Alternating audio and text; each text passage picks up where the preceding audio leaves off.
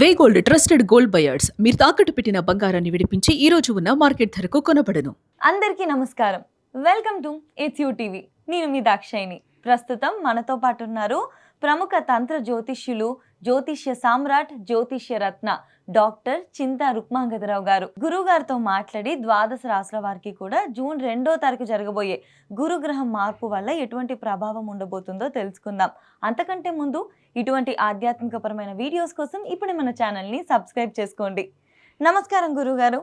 మాతృదేవోభవ, పితృదేవోభవ, ఆచార్య దేవోభవ. ఓం నమో మాందేశ్వరాయ నమః. అందరూ బాగుండాలి, అందరికి మంచి జరగాలి. గురుగారు, జూన్ 2వ తారీఖు మనకి గురు గ్రహం మార్పు జరుగుతుంది అని అంటున్నారు కదా, మిథున రాశి వారికి ఏ విధంగా ఉండబోతుంది? ఈ 2026 సంవత్సరం మాస ఫలితాల భాగంగా జూన్ మాసం మిథున రాశి వారికి జూన్ 2వ తారీఖున గురువు 2వ ఇంట్లోకి వస్తున్నాడు.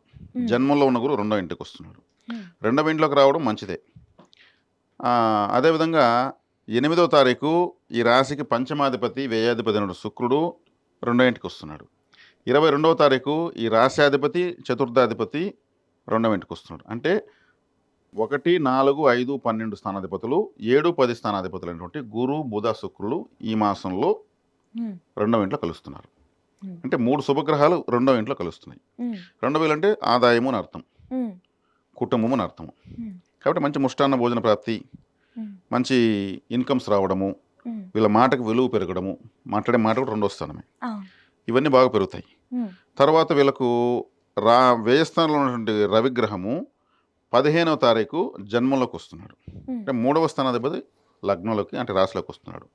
రవి అంటే ఉష్ణం ఎక్కువ కాబట్టి ఏదైనా దేహానికి వేడి చేయడము, జ్వరం రావడము, అంటే హీట్ బాడీ రావడం. అంటే రవిగ్రహం అంటే వేడి కాబట్టి రవి దగ్గరికి ఏ గ్రహం వెళ్ళినా బూడిదైపోతుంది, అంటే బర్న్ అయిపోతుంది. రవిగ్రహం రాశిలోకే వస్తుంది కాబట్టి మృగశిర 3, 4 పాదాల్లోకి వచ్చినప్పుడు వాళ్ళకు ఆ పాదాల పుట్టిన వాళ్ళకు, ఆరుద్ర 1 నుంచి 4 పాదాల వాళ్ళకు ఆ పాదాల ప్రయాణించేటప్పుడు, పునర్వసు 3 పాదాల ప్రయాణించేటప్పుడు ఆ నక్షత్రాలు ఆ పాదాల్లో ఉన్న వాళ్ళకు ఉష్ణ సంబంధమైనటువంటి ఏదన్నా అనారోగ్యం చేసే అవకాశం ఉంటుంది. రవి ఈ రాశికి మంచివాడు కాదు. రవిగ్రహాన్ని కూడా ఏ శుభగ్రహము చూడడం లేదు. కాబట్టి ఏదైనా దేహ వేడి చేయడానికి అవకాశం ఉంటుంది.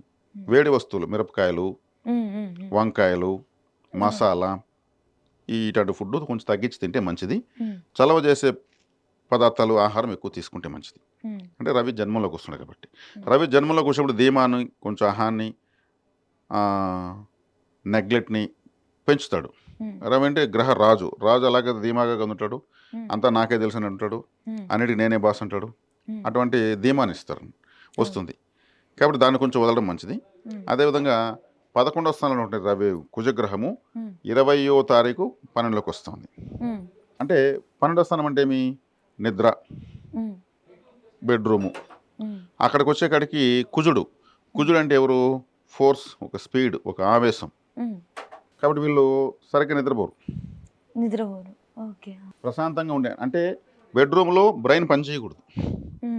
బ్రెయిన్ పని చేస్తే ఆలోచిస్తుందని అర్థం. నిద్రపోకుండా ఆలోచిస్తూ ఉన్నాం ఎందుకు అంటాం కదా. నేను రాత్రంతా ఆలోచించాను ఏం చేద్దామని, నాకు ఐడియా వచ్చింది అంటారు. అంటే నాకు ఐడియా వచ్చింది, ఆలోచిస్తేనే వచ్చింది రాత్రి. అంటే నిద్రపోతే నా ఐడియా రాలేదు, ఆలోచిస్తే ఐడియా వచ్చింది. అంటే వీళ్ళు ఎక్కువగా ఆలోచిస్తారు బెడ్రూమ్లో అని అర్థం. కుజుడు అంటే ఒక ఫైటింగ్ మాస్టర్ కాబట్టి ఇప్పుడు బెడ్రూమ్ అంటే మన ఒక 12వ స్థానంలోకి వచ్చాడు కాబట్టి దాంపతిలో గొడవ వచ్చేది కూడా అవకాశం ఉంటుంది. అంటే అక్కడ కొంచెం ఆలోచించుకొని ఏదన్నా ఒక లాజిక్స్ ప్లే చేయాలి. నిద్ర రాలేదనుకోండి, నిద్రపోవాలంటే ఏం చేయాలి? నిద్రపోవాలి ఇంకా కూడా డిస్టర్బెన్స్ ఎక్కువ అవుతుంది.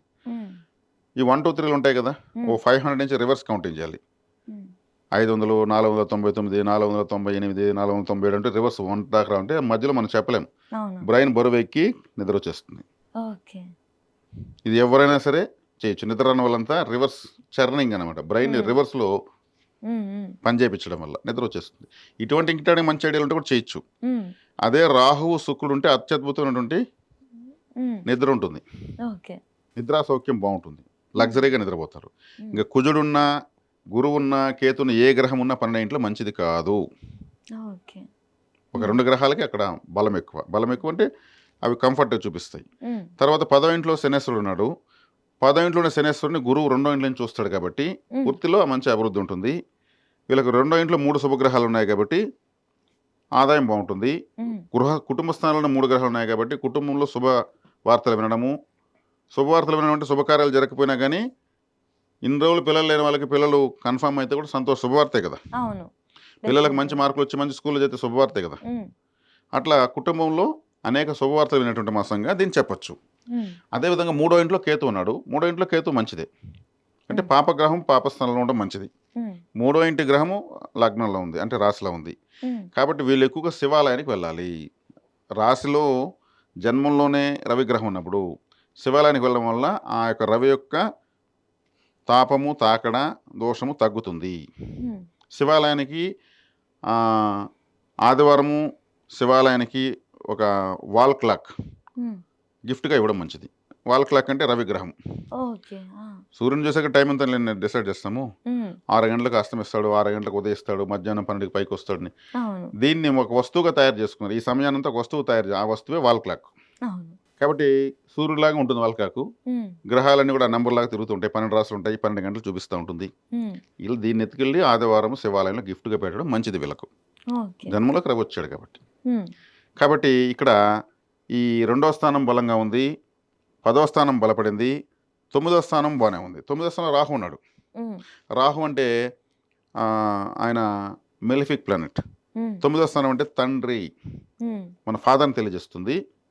అంటే పితృదోషం ఉంది, పితృ పరిహారం చేసుకోవాలి. ఎందుకంటే పితృగ్రహం కూడా రవి తండ్రిని సూచిస్తాడు. రాశిలో ఉన్నాడు. 9వ స్థానం తండ్రి అయిన స్థానంలో రాహు ఉన్నాడు. ఇక్కడ రవి, అక్కడ రాహు.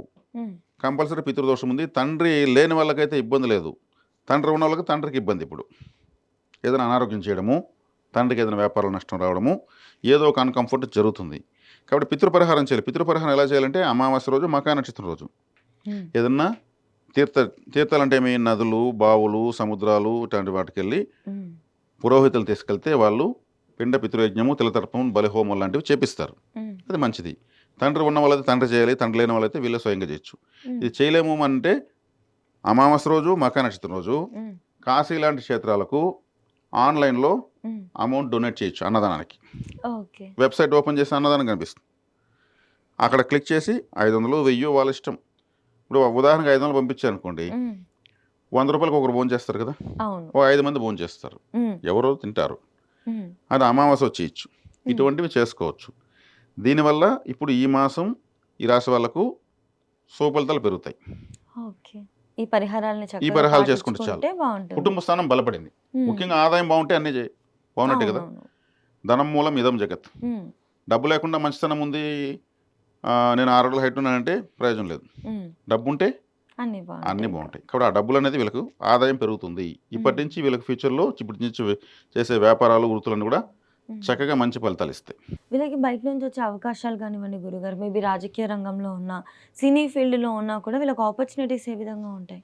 వస్తుంది. సినిమా రంగంలో వాళ్ళకి బాగుంది, రాజకీయ నాయకులకు బాగుంది. రాజకీయ నాయకుల కంటే రవిగ్రహం రాష్ట్రం, రాజకీయం అంటే రవిగ్రహమే రాశిలోకి వచ్చింది కాబట్టి అదే చెప్తున్నారు కదా, ధీమా పెరుగుతుంది. రాజకీయ నాయకులు అంటే వాళ్ళు మంత్రులు, ఎమ్మెల్యేలు ఒక పదవిలో ఉంటారు కాబట్టి. రవి అంటే ఒక పదవి, గ్రహ రాజు కాబట్టి రాజకీయ నాయకుల వాళ్ళకి బాగుంటుంది.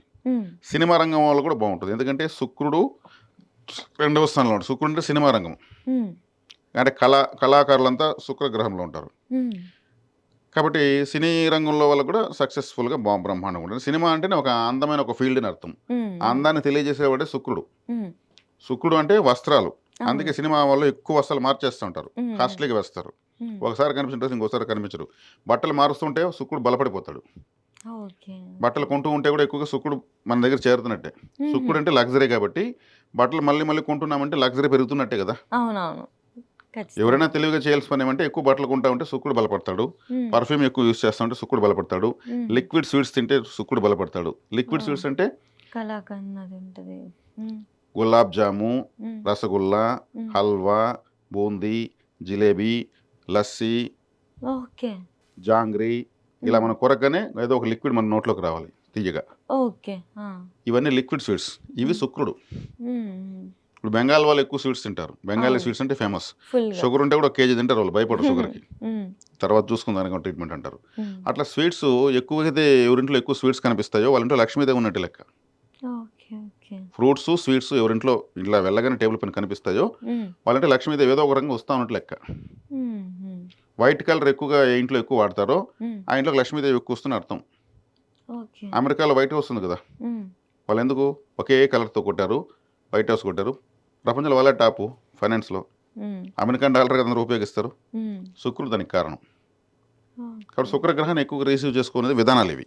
ఉమ్, ఓకే ఇక్కడ గురు. సినిమా రంగంలో వాళ్ళకి, స్వీట్స్ వ్యాపారం చేసే వాళ్ళకు, ఉమ్, ఇంకా కళారంగాలు మ్యూజిక్ డైరెక్టర్స్ కావచ్చు, ఉమ్, ఇంకేదన్నా నాట్యం చేసేవాళ్ళు కావచ్చు, ఇంకేదన్నా ఫ్యాషన్ డిజైనర్స్ కావచ్చు, ఇంటీరియర్ డెకరేషన్ చేసేవాళ్ళు కావచ్చు, పెళ్లి పందిల్లో డెకరేషన్ చేసేవాళ్ళు కావచ్చు, ఉమ్.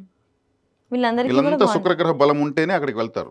Okay okay. మేకప్ అదే. మేకప్ అంటే ఈ బ్యూటీ పార్లర్స్ పెట్టుకునే వాళ్ళకు, ఉమ్, మెన్ అండ్ ఉమెన్ ఎవరికైనా సరే, ఓకే. ఇవంతా అందానికి సంబంధించినటువంటి ఏ కేటగిరీ అయినా సరే ఉమ్, శుక్రుడే. శుక్రుడు వీళ్ళకు ద్వితీయంలో ఉన్నాడు, సో వీళ్ళు పంచమాధిపతి, అదృష్టం. ఉమ్. కాబట్టి చాలా చక్కగా ఉంది. మిథున రాశి వాళ్ళు గుండెల పని చేసుకుని హ్యాపీగా ప్రొసీడ్ అయిపోవచ్చు. గురుగారు ఇంకొక చిన్న మాట, మిథున రాశి వారు ఏ రాశి వారిని చేసుకుంటే బాగుంటుంది? మంచి భాగస్వామి దొరకడం కానివ్వండి, హ్యాపీ ఫ్యామిలీ. తులారాశి, ఉమ్, కుంభరాశి, ఉమ్, ఈ రాశులు పంచమ భాగ్యస్థానాలు అవుతాయి. ఉమ్. చాలా బాగుంటుంది. ఖచ్చితంగా చేసుకోవద్దు ఈ రాశి వారిని అయితే అని ఇలా ఉంటుందా గురుగారు ఏమైనా? ఉంటుంది. ఎవరిని చేసుకోకూడదు? మకర రాశి వాళ్ళని చేసుకోకూడదు, ఉమ్, ధనుసు రాశి వాళ్ళని చేసుకోకూడదు, ఉమ్, మీనరాశి వాళ్ళని చేసుకోకూడదు, ఉమ్. వృషభ రాశి వాళ్ళని చేసుకోకూడదు. ఎందుకంటే వృషభ రాశి 12 వస్తుంది, నష్టంలోకి వస్తుంది. ఉమ్, మీనము, ధనస్సు రాశులు వచ్చి వీళ్ళకి బాధక స్థానాలు, బాధ పెట్టేవి. ఉమ్, మకరము అష్టమ స్థానం, ఉమ్, కాబట్టి 3వ స్థానమైన సింహరాశి వాళ్ళని కూడా చేసుకోకూడదు. ఉమ్. వీళ్ళందరినీ చేసుకుంటే వీళ్ళపైన డామినేట్ వస్తుంది. నేను ఇంతే, నేను ఇలాగే ఉంటాను అని డామినేట్ చేసే వాళ్ళు వస్తారు. ఉమ్, ఉమ్. విడిపోతారని కాదు, డామినేషన్ ఉంటుంది. Okay okay. ప్రశాంతత అనేది లోపిస్తుంది. అంతే. ఓకే. కాబట్టి ఇక్కడ కళ్యాణ మండపాల కోసము, కట్నాల కోసము, అమ్మాయి బాగుందనే దానికోసము కాకుండా గ్రహాలు కలిశాయి, ఉమ్, జీవితం బాగుంటుంది. ఉమ్, జీవితం వేరు, డబ్బులు వేరు. జీతం వేరు, జీవితం వేరు. ఉమ్, కాబట్టి జీవితం బాగుంటుంది అనేటువంటి ప్రాధాన్యత ఇస్తూ వస్తే ఉమ్. అందరి జీవితాలు బాగుంటాయి. లాంగ్ టర్మ్లో మంచిగా ఉంటుంది వాళ్ళకి, అప్పటిదప్పుడు కాకుండా. ఖచ్చితంగా గురుగారు చాలా చక్కగా వివరించారు. ముఖ్యంగా వీళ్ళు ఆరోగ్యపరంగా ఎటువంటి జాగ్రత్తలు తీసుకోవాలో కూడా చెప్పారు. కాబట్టి వాళ్ళు చక్కగా నిర్లక్ష్యం చేయకుండా ఆరోగ్యపరంగా వాళ్ళకు వచ్చే ఆపర్చునిటీస్ని కూడా యూజ్ చేసుకుంటే బాగుంటుంది. ధన్యవాదాలు గురుగారు. ధన్యవాదాలు.